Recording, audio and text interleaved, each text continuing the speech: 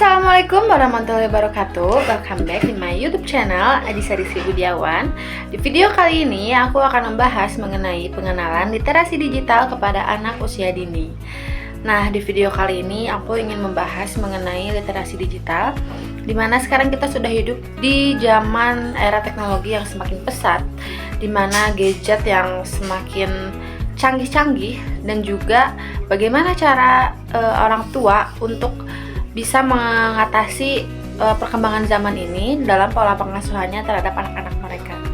Nah, jadi dari beberapa artikel yang aku baca, bahwa pengenalan literasi digital kepada anak usia dini itu memang bagus untuk dilakukan, karena untuk mengenalkan anak kepada media komunikasi seperti HP dan juga media literasi seperti TV dan juga radio dan masih banyak lagi. Dan yang paling dekat dengan anak itu sekarang kan adalah gadget, dimana anak-anak itu sudah mulai menggunakan handphone untuk menonton aplikasi menonton YouTube gitu. Nah, jadi di YouTube itu banyak sekali konten-konten yang baik positif maupun negatif untuk anak-anak.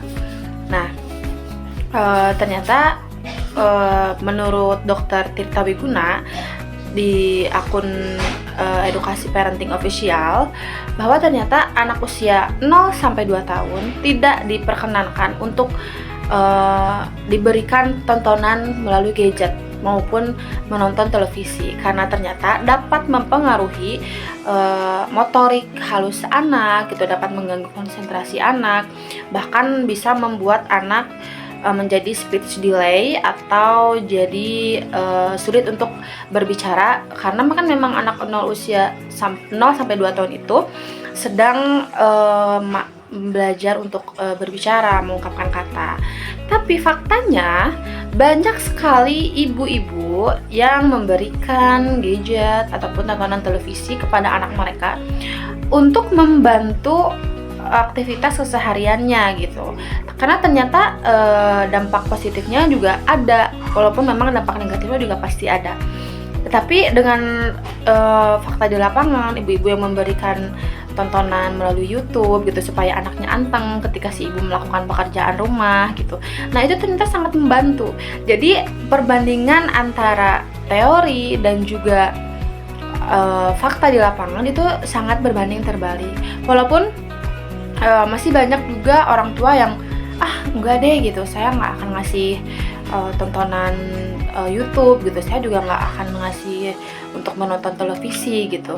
Tapi nyatanya anak dari usia 1 tahun bahkan sampai 11 tahun itu masa-masa prasekolah sampai yang sudah sekolah juga di zaman sekarang hampir dalam sehari itu 11 jam menggunakan alat komunikasi gitu, menggunakan handphone gitu.